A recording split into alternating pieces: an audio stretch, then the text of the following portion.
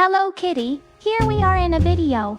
Today, I will show you how to get gems in Suspects. Please like and subscribe. First method is inviting friends. They have to download the game so Suspects gives you 50 gems. You can invite them by Discord, Pinterest, WhatsApp, etc. Second method but kinda bad. Spin the roulette. You can get gems, but only 1 gem, 5 gems, or 10 gems. You need to see a ad for get a roulette koan, and spin the roulette. Watch me do an ad.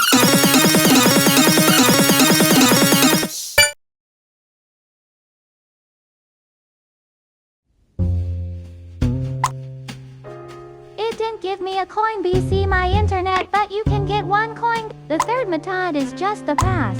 You can do missions too, so you can get gems more fast, like 20 or 25 gems.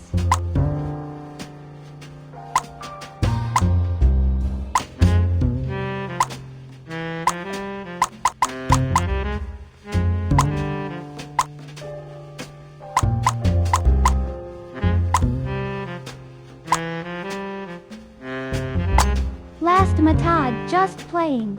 Not so interesting, but really fun, and something that I forgotten. If you have money, you can buy gems.